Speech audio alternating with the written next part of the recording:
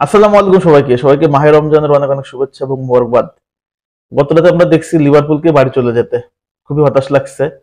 তো যাই হোক, বার্সেলোনা উঠে গেল। তো আজকে রাতে অনেকগুলো বিগ ম্যাচ আছে, তার ভিতরে সবচেয়ে গুরুত্বপূর্ণ ম্যাচ রিয়াল মাদ্রিদ এবং অ্যাটলেটিকো মাদ্রিদ। তাছাড়া ক্লাব বুরজের সাথে অ্যাস্টন ভিলার ম্যাচ আছে, তারপর হচ্ছে আর্সেনালের সাথে পিএসভির ম্যাচ আছে, এছাড়াও লিলের সাথে আছে হচ্ছে বরুসিয়া ডর্টমুন্ডের ম্যাচ। তবে সবচেয়ে আকর্ষণীয়, সবচেয়ে আলোকিত ম্যাচ হবে রিয়াল মাদ্রিদের ম্যাচ। সো আজকে রাতে আবারও যদি কোনো কাজ থাকে, যদি কোনো প্রবলেম থাকে, আগে থেকে সলিউশন করে নেন, বিকজ রাত 2টা বাজে রিয়াল মাদ্রিদ এবং অ্যাটলেটিকো মাদ্রিদের মাদ্রিদ ডার্বি চ্যাম্পিয়ন্স লিগের ম্যাচ দেখতে হবে। তো এই ম্যাচ নিয়ে অনেক অনেক কথা আছে। দেখেন, ফার্স্ট লেগ রিয়ালের ঘরের মাঠে রিয়াল মাদ্রিদ 2-1 গোলে আগায় আছে, বাট একটা গোল কোনোভাবে আপনাকে সেভ রাখতে পারে না, যেহেতু অ্যাটলেটিকো তার ঘরের মাঠে খেলবে এবং আলভারেজ বলে গেছে যে আমাদের দর্শকের সামনে কিন্তু আরো 90 মিনিট বাকি আছে, সেখানে অনেক কিছু করার বাকি আমাদের কিন্তু আছে।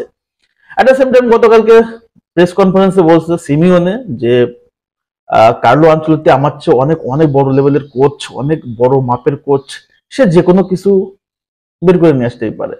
সো আমি মনে করি যে রিয়াল মাদ্রিদ যে কোনো মাঠেই, ঘরের মাঠ না, যে কোনো মাঠেই ফেভারিট, যে কোনো দলের এগেনস্টে ফেভারিট, এটা আপনাকে মানতে হবে, এটা আপনার সাথে আমার সাথে অ্যাপয়েন্ট করতেই হবে যে পৃথিবীর যে কোনো মাঠে রিয়াল মাদ্রিদ অপোনেন্টের কাছে সবসময় ফেভারিট এবং সবসময় টপেই থাকবে।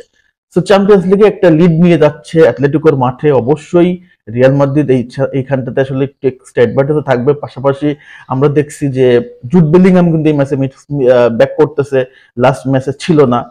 তো ডিফেন্স লাইন আপও মোটামুটি ভালো কাজ করতেছে, মিডফিল্ডও দুর্দান্ত এবং আক্রমণ ভাগে ভিনি, রদ্রিগো, এমবাপ্পেরা ছন্দে ফিরে আসছে। সো রিয়াল মাদ্রিদ আমি মনে করি যে ভালো একটা সেবে আছে এবং আনচেলত্তি চাইবে যে এই ম্যাচটা শুরু থেকেই আসলে অ্যাটলেটিকোকে আটকে দেওয়ার জন্য, যে শুরু থেকে একটা গোল করে ফেলতে পারে, তাহলে কিন্তু অ্যাটলেটিকোর জন্য আসলে ম্যাচে ফেরাটা কঠিন হয়ে যাবে।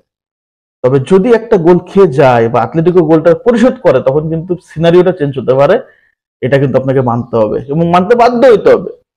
আমরা যদি অ্যাটলেটিকো মাদ্রিদের দিকে তাকাই, সেখানে তাদের অনেকগুলো কি প্লেয়ার আছে আপনার, বিশেষ করে জুলিয়ান আলভারেজ, সামুয়েল লিনো, তারপর হচ্ছে গ্রিজম্যান, এর সাথে রদ্রিগো দে পল।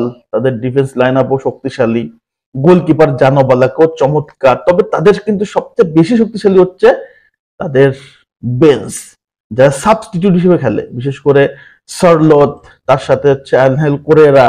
এরা কিন্তু যে কোনো সময় দেখবেন যে সাবস্টিটিউট হিসেবে নেমেই গোল করে দিচ্ছে, ম্যাচকে জিতে দিচ্ছে।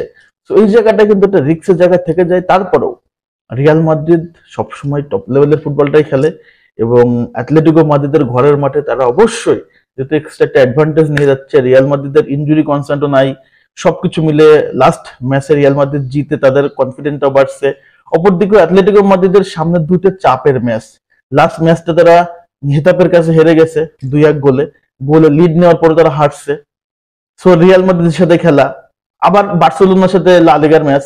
সো এই যে তিনটা প্রেসার, এই প্রেসারটা আসলে কোনোভাবে রিলিজ করতে পারে কিনা সিমিওনে, সেটা হচ্ছে দেখার বিষয়। কারণ আমরা জানি যে সিমিওনে যখনই প্রেসারে পড়ে তখন কিন্তু সে ভেঙে যায় এবং চ্যাম্পিয়ন্স লিগের মঞ্চে কখনো সে রিয়াল মাদ্রিদকে টপকাতে পারে নাই। প্রত্যেকটা বার রিয়াল মাদ্রিদের ফান্দে বা রিয়াল মাদ্রিদের কাটায় তারা কিন্তু কাটা পড়ছে।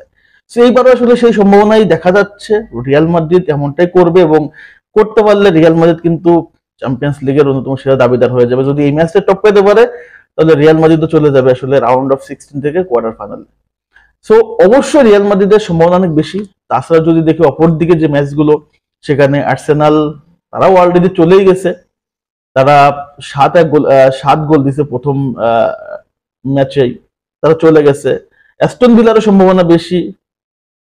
তবে লিলের সাথে, লিলের মাঠে যে 1-1 গোলে ড্র করে নিয়ে যাওয়া বরুসিয়া ডর্টমুন্ডের একটু টেনশনের জায়গা আছে। তারা ঘরের মাঠে কিছু করতে পারে না, লিলের মাঠে যা কিছু করতে পারবে কিনা টেনশনের জায়গা। সো অনেকগুলো ম্যাচ লাস্টে আমরা মিস করছি, অনেক দলকে মিস করে ফেললাম, আজকে অনেকগুলো দলকে আসলে মিস করে ফেলবো। তো জমে গেছে চ্যাম্পিয়ন্স লিগ। তো আপনাদের সকল কাজ ছেড়ে ফেলেন, রাত্রে চ্যাম্পিয়ন্স লিগ দেখতে হবে। আজকে রাত্রে 4টা ম্যাচ, এই ম্যাচগুলোর প্রেডিকশনটা কি হতে পারে অবশ্যই কমেন্টস করে জানাতে পারেন, এবং মাদ্রিদ ডার্বির রেজাল্টটা কি হতে পারে, অ্যাটলেটিকো নাকি রিয়াল মাদ্রিদ, এবং এই ম্যাচে ম্যান অফ দ্য ম্যাচ কে হবে, কমেন্টস করে জানাবেন। সবাইকে ধন্যবাদ, আল্লাহ হাফেজ।